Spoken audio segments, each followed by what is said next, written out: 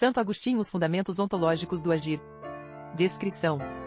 A problemática envolvendo o agir humano não era um tema esquecido para o pensamento tardo antigo dos séculos IV e V, embora seus autores estivessem envolvidos primariamente com elaborações metafísico-teológicas sobre a realidade do universo. O soberano bem a ser buscado pela filosofia não é o soberano bem da planta, nem o do animal irracional, nem o de Deus, mas o bem do homem. Agostinho de Hipona. Capítulo 1. O pecado original como perversão ontológica do homem e seu afastamento de Deus. É um ponto de partida pelo qual ele compreende o homem em suas relações intra-históricas.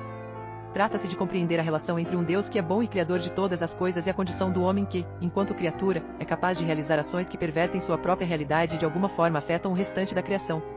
Para compreendermos este paradoxo é necessário lançarmos olhar sobre algumas características que, na visão de Agostinho, compõem a condição humana. Do ponto de vista ontológico, partimos da relação de afastamento e aproximação entre Deus e o homem, da qual decorre um novo paradigma ontológico, mediante o qual o autor disserta sobre a natureza humana e o sentido mais profundo do seu itinerário histórico. Entre mentes, vale ressaltar a análise de algumas faculdades psicológicas, através das quais Agostinho busca elucidar como se dá o agir humano e sua queda, tendo presente que o doutor da África realiza uma singular imbricação entre os âmbitos ontológico e psicológico em sua teoria. Como ponto de partida para entendermos a problemática do pecado, faz-se mister observar, em linhas gerais, como ele concebe o universo a partir da ideia de criação. Para Agostinho todas as coisas foram criadas por Deus dentro de uma ordem, mediante a qual o universo encontra-se disposto em beleza, peso e medida conforme a vontade de Deus ao manifestar sua racionalidade e seu amor no ato mesmo de criá-lo. Segundo a ordem constitui-se como um princípio de conformidade contido na criação, através do qual as coisas criadas por Deus movimentam-se em direção aos seus fins. A ideia de uma ordem do universo devidamente disposta não é incomum ao pensamento da antiguidade. A novidade de Agostinho está em mostrar o Deus pessoal e transcendente da tradição cristã como a fonte do ordo, a beleza presente em todas as coisas as cinco. O Deus cristão apresentado por Agostinho possui relação direta com a tradição bíblica do Êxodo. Trata-se, portanto, de um Deus que estabelece uma relação direta e íntima com o ser humano, de uma divindade que, diversamente à maioria dos deuses antigos, importa-se direta e pessoalmente com a história humana, bem como do universo onde o homem encontra-se inserido. No cristianismo, o íntimo segredo do absoluto é que ele não é, de fato, meramente uma imóvel autorreferencialidade ontológica, mas uma perfeita relação de amor. Aliás, na visão cristã, a relação do homem com Deus é o paradigma nuclear pelo qual se compreende toda a ordem do universo. Por isso afirma Heidegger que, enquanto forma de pensamento, o cristianismo traz consigo uma transformação da vida anímica. Através da experiência do grande modelo da personalidade de Jesus advém uma forma vida nova para a humanidade. Com o cristianismo supera-se a limitação da ciência antiga, a qual se ocupava somente da religiosidade do mundo exterior. A vida anímica converteu-se em problema científico, na medida em que Deus se revela na realidade histórica, é tirado da transcendência teórica, em Platão, e entra no contexto da experiência humana. Segundo Agostinho, em toda a criação se encontra uma certa racionalidade impressa pelo Criador, mediante a qual as coisas estão dispostas e se realizam na ordem criada, ou seja, em qualquer situação em que se busque compreender a ordem, esta razão é indissociável da interrogação acerca da finalidade do real. Assim, ao interrogar a relação entre Deus e os humanos, o paradoxo da ordem inscreve-se no horizonte de uma teodiceia, mas não pode dissociar-se de uma teleologia. Oliveira e Silva, segunda milésima 12ª, p. 26. Nesta visão de ordem, há estabelecida na criação uma paz interna mediante a qual tudo conflui para a felicidade dos seres criados com Deus, conforme está descrito na Sagrada Escritura em Gênesis 1.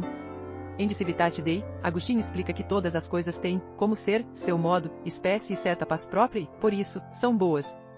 E, quando estão colocadas onde a ordem da natureza exige, conservam o ser que receberam. As que não receberam ser permanente melhoram ou pioram segundo a usança e movimento das coisas a que se encontram sujeitas por lei da criação, tendendo sempre por providência divina ao fim que leva em si a razão do governo do universo. Segundo Agostinho, ao estabelecer a ordem na criação, Deus, criando o homem à sua imagem e semelhança, confiara-lhe por sua própria condição o desígnio de cuidar a criação, amando-a ordena o ente e conservando-a na paz. O gênero humano origina-se de um só homem, o primeiro que Deus criou, que goza de maravilhosa autoridade, não merecida, no orbe da terra e em todas as nações. Contudo, tal autoridade, estabelecida na gênese humana, foi confiada ao homem para ser exercida derivando de uma relação ontológica originária, ou seja, para realizar seu desígnio, o homem precisa ser e agir conforme a imagem e semelhança de Deus em que foi criado. Por isso, disserta Agostinho em outra parte de sua obra, quanto ao homem, chamado, por criação, natural, a ocupar lugar entre os anjos e os seres irracionais, Deus criou-o, porém, de tal forma, que se sujeita a seu Criador, lhe cumprisse piedosa e obedientemente os preceitos, passaria sem morrer, na companhia dos anjos, a gozar de imortalidade feliz e eterna. Mas se pelo contrário, usando com soberba e desobedientemente o livre-arbítrio, ofendesse o Senhor seu Deus, seria sujeito à morte e viveria bestialmente, escravizado pela libido. Não fê-lo para privá-lo da sociedade humana, e sim para encarecer-lhe sempre mais unidade social e vínculo de concórdia. Para ser o guardião e o promotor da paz na ordem criada, que Deus cumulou o homem de faculdades excepcionais que lhe distinguem do restante da criação. Mediante a condição humana, Deus realiza seu desígnio de amor com todos os seres, o qual consiste em doar e sustentar todos no ser. Por sua constituição excêntrica na ordem, o homem participa de modo excepcional na realização deste desígnio. Em seu diálogo de libero-arbítrio, o filósofo africano disserta sobre esta condição de excentricidade.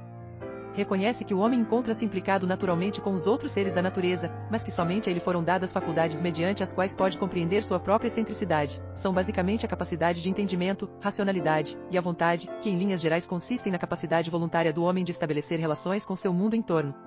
Afirma Agostinho. Este livro está disponível na íntegra para você baixar gratuitamente na internet e vale muito a pena. Espero ter ajudado com este vídeo. Até o próximo vídeo.